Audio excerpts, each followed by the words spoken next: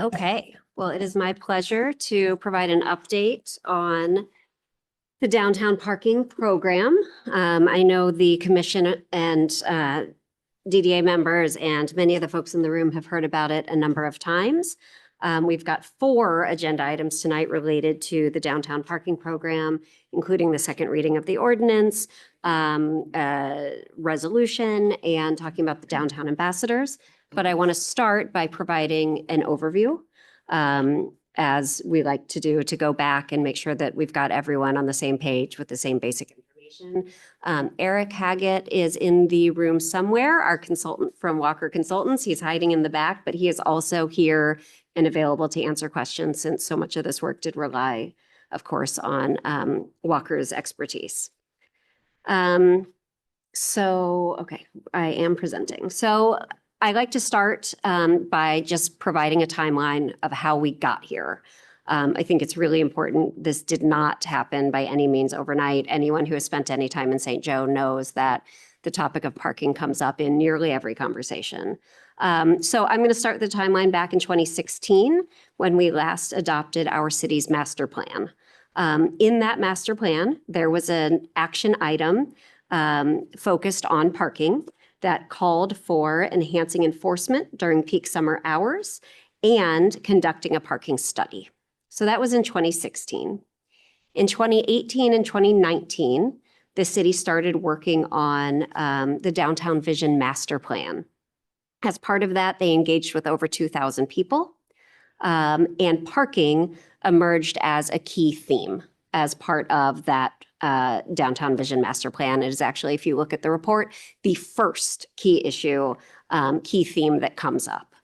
That Downtown Vision Master Plan was adopted unanimously in 2020, and it included a recommendation to create a paid parking plan for the downtown. In January of 2022, so let me pause for a second. From then until January of 2022, the Downtown Development Authority began working on what it would look like to adopt a paid parking plan, as was the recommendation from the Downtown Vision Master Plan. And so they recommended their approach to the City Commission in January of 2022. The City Commission asked for additional details. So essentially, as I understand it, the City Commission said, yeah, we want to do paid parking. We're not sure if all of these details are the right way to go. And so we want to create a parking subgroup. So in March of 2022, a parking subgroup was created. It included 2 city commissioners and 3 to 4 DDA members, as well as city staff. That parking subgroup first met late in 2022 and immediately said, gosh, we are not the experts on this. We really ought to bring in folks who are. And so they decided to put out an RFP and select a consultant to come in. And that is what happened in 2023, when the parking subgroup hired Walker Consultants. They advised on recommendations. They looked at whether paid parking made sense for the city and what it should look like. And so in July of 2024 was the first time that this topic, with the recommendations from Walker Consultants, came to the commission.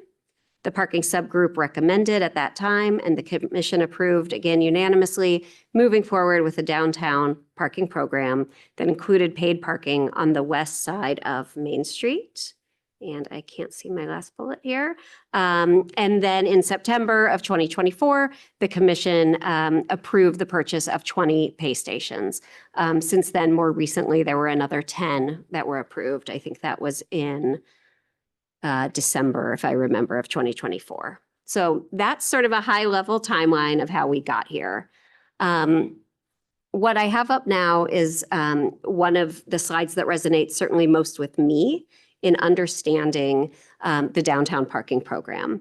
So a parking study was done as part of the Downtown Vision Master Plan, which was part of how the master plan landed on the recommendation to move forward with downtown paid parking. So they did the study, and you can see in this map here that there is a ton of demand on the west side of Main Street and less demand on the east side of Main Street. So if you look at the map that's in front of you with the dotted line, that's Main Street. Everything to the left is the west side of Main Street, where the majority of businesses are, and to the right is the east side of Main Street. And so you can see that on that west side, parking is at 86 to 100% capacity. That's the red blocks that you see there, or 71 to 85% capacity, largely. On the far side of Main Street, we are looking at parking that is at 0 to 50% capacity or 51 to 70% capacity. So essentially, to summarize, and our consultant can probably do a better job than I can, because all parking is treated essentially the same in downtown St. Joseph, everyone is trying to park in the exact same space, which is on the west side of Main Street, directly in front of the business that they are going to. And so you are seeing a lot of congestion and demand for specific places, not a lack of actual capacity, but a lack of sort of spreading out the demand. Everyone's trying to go to the same place. One of the things that we learned as part of this process is that the ideal parking utilization is about 85% capacity. So you want your parking spaces to be used, of course, but you don't want it to be at 100% capacity. You want about one available spot per block at any given time, so that when someone comes downtown, they can find a spot, pull in and park, and when they're done, they move on and it frees up a space for someone else. That's really the goal. So a few challenges that were identified as part of the consultant study. First of all, no surprise to anyone in this room, parking downtown has been an issue in the summer for years and years and years. And one of the challenges is that downtown parking is often occupied by beachgoers or employees who spend most of their day parked downtown. They are not moving their vehicles, which means that turnover that I was mentioning earlier is not created. We also heard, the consultants heard as they were talking with downtown businesses, that the 2-hour time limit that we have in many of our parking lots is too short for many of our visitors. They want to come downtown, shop and have lunch, or shop and have dinner, or have dinner and ice cream. One of the things I wouldn't have thought of, but they want to come downtown and get their hair done, and that can take a while. So we heard very clearly that 2 hours is not enough time. We know Main Street is a barrier for pedestrians, making the east side of Main Street less desirable. And the other thing that I think anyone who's ever parked downtown knows is that our infrastructure is in need of repairs. I always say that there are potholes that you could literally lay down and take a nap in, although I don't advise it. So there is a need to improve that infrastructure. So the objectives that came forward are sort of divided up into 4 groups. The first is the objective for traffic. So there's a goal to reduce traffic. And we think, and to reduce drivers searching for traffic, driving down the block, not finding a space, turning, coming back around and doing it again, sort of circling. The data that we were provided is that up to 30% of cars in traffic are actually cruising for parking. So what we want to do is encourage longer-term parkers to use lower demand locations, and of course, encourage the use of alternate modes of transportation where it makes sense to do so. For businesses, we want to increase turnover, which will improve access to downtown businesses. Available parking is more attractive to customers. We hear all the time about people coming downtown in the summer, getting frustrated and driving off because they can't find parking. We want customers to be able to come downtown, find a place to park, and then go enjoy our downtown. And so part of that is extending on-street time limits to address some of the concerns we heard, and maintaining the 30-minute free parking for the sort of quick in and out, which we know is relatively recent and people really enjoy. For locals, we want to move who is paying for the parking system. Right now, city residents pay for parking through taxes. I mean, this stuff is not free. Shifting this model will mean that the users of downtown parking and the highest demand areas on the west side of Main Street will be the ones footing the bill for our parking area. That means that the parking system and all of the maintenance will become user supported. It also means that the tax dollars that currently are being used downtown, which is limited because we do have potholes and other things, becomes available to redirect for other things. So it sort of reallocates some of those funds while making sure that we have even more investment in the downtown. And then for everyone, we want to improve the experience of visiting downtown. We want to create a downtown that has more enhancements and less traffic. We're going to streamline the parking system, making it easier to understand, and then improve the downtown with dedicated investments. So just a quick overview. I know folks have seen this a number of times. The proposal for the downtown parking program is that there would be paid parking west of Main Street, May 15th to September 15th. Paid parking will only be in effect west of Main Street. East of Main Street will be free all year round. It would be in effect 9 a.m. to 9 p.m. daily. On-street parking will be 3 hours max, and the parking lots would be all day. And I want to talk a little bit about what we've heard and the adjustments that we've made through this process, because it has been an ongoing dialogue. So the first thing that we've heard is that the season is too long. So the original proposal was April through October. The next proposal was early May through the end of September. We talked to businesses who said, it's really not that busy. We had understood that there's a shoulder season that's longer than Memorial Day to Labor Day, but businesses said it is not May 1st to the end of September. So we shortened it to May 15th to September 15th. We increased the number of free parking spaces east of Main Street. One of the things that we heard is employees in particular are concerned that there wouldn't be enough free parking. We reduced the number of short-term spaces that stretches just on the north side of parking lot 11. We also worked with the Box Factory to get access to that lot all summer, as well as the county to get access to the courthouse lot on nights and weekends. We created a free waiver for downtown residents.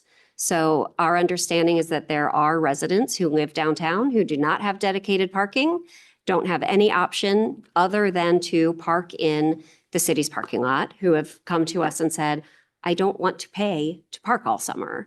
And we understand that. And so we are working on developing, and I know the commission has approved, going forward with a waiver program for residents who currently live downtown, who do not have access to private parking, to get a waiver for free parking downtown in the summers.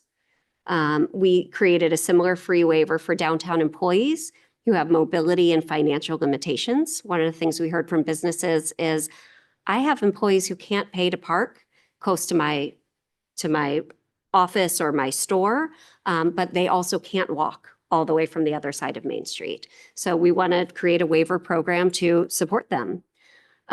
We are going to talk about it more later tonight, but we are proposing the creation of an ambassador program, which again was approved by the City Commission in the last meeting where we discussed this.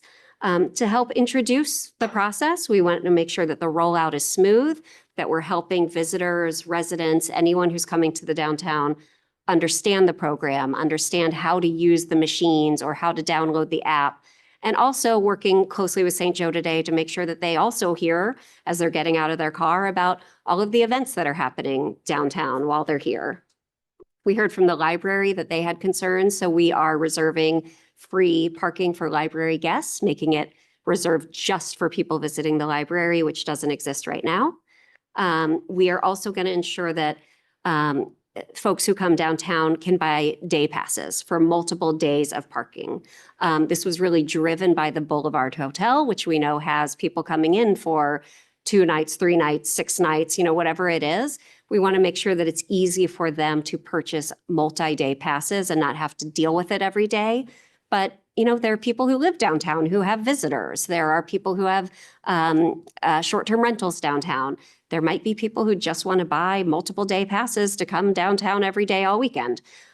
So we have made that available as well. We're ensuring that you can purchase short increments of time, right? It's 3-hour parking on street, it's all day in the lot, but maybe you really just need to pop in somewhere for 15 minutes. So we're making sure that that increment is available. We're also making sure that the parking program is flexible. So as you heard, there's a second reading of the ordinance changes tonight, but there's also going to be a reading of a resolution. The resolution will have sort of the nuts and bolts and details of the program. And the reason for that is that it is easier and faster to change. So if there is a need to change, one of the things we heard from businesses especially, but also from residents is, well, what if it doesn't work? Well, we don't want it to have to go through 2 readings of an ordinance in 10 days before a change can take effect. We will be monitoring. We do want to make sure we can make quick changes if we need to.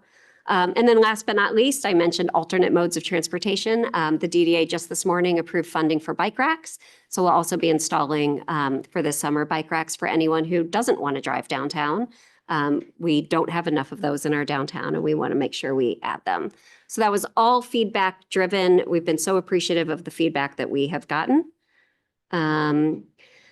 Just a quick overview of our parking map. There are over 1,000 free parking spaces that are on the east side of Main Street, as well as sort of into the residential areas that we know a lot of employees and residents use. And then in paid parking, we have just over 800 paid parking spaces, which again are west of downtown. 370 of those are 3-hour parking spaces, and 430 of those are all-day spaces.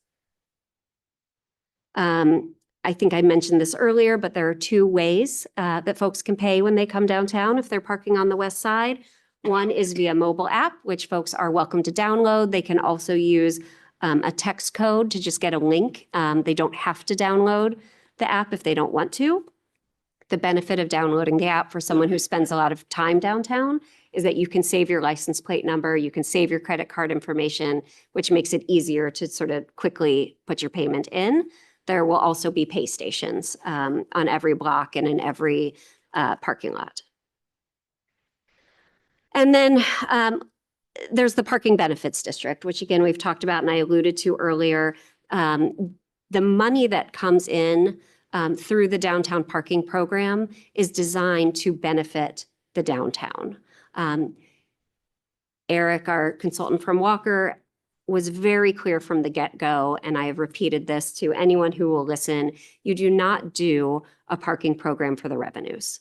You do a parking program for addressing capacity challenges and the pain points that I started with. However, there will be revenues, and our downtown needs those revenues. There are, as I mentioned, potholes I could lay down and take a nap in. Being able to take that money and reinvest it in the downtown is essential.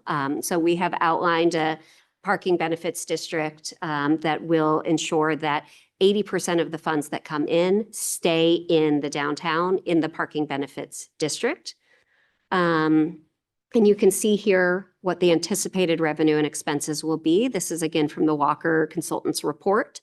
Net parking revenue, let's see. Gross parking revenue estimate is about $832,000, about $100,000 a year in expenses, obviously a bit more in year 1 when we're investing in purchasing the pay stations for the first time and getting them installed. But on an annual basis, we are looking at about $662,000, the vast majority of which would be reinvested into the downtown. So quickly, we do have this incredible downtown vision master plan that the DDA, and I know the City Commission, is anxious to bring to life. So with those funds, we can certainly offset current downtown expenses, as I mentioned, which allows other city monies to go to other priorities. It will also allow the DDA and the City Commission to fund other enhancements. There are lots of designs that we have worked through for streetscape improvements, whether it's Broad Street or State Street or Pleasant Street. There's so much that we have envisioned doing. We want to make parking lot improvements. I've alluded to that a time or two. Lake Bluff Park improvements. I think we've all been down that path that goes down, I've certainly gone down it with a stroller. There's opportunity there. I won't go through all of these, but there are plenty of ways that funding could have a really significant impact on the downtown. The last slide that I want to talk about, because it is always a question, is parking garage. The question always comes up, well, why aren't you just building a parking garage? The biggest reason is that we don't believe that we have a capacity issue.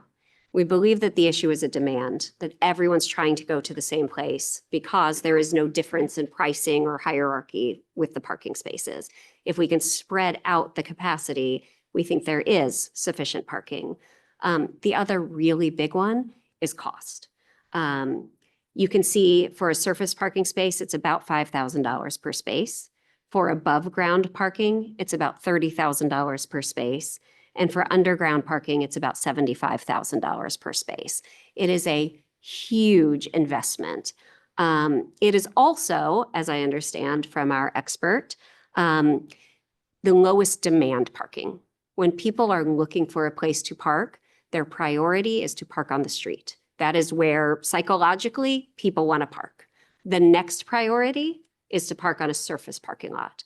It is the lowest priority to park in a parking garage. So what we would end up doing if we did move forward with a parking garage is spending a ton of money on a place that would not be the highest demand and could end up being underutilized, unutilized, as well as cost a lot of money for ongoing maintenance. So that's my whole overview. I know everyone's heard this a time or two. Eric is here to answer questions if you have any. Otherwise, we can go on to the next agenda item. I defer to you guys. All right, there's no action on this one. This No was just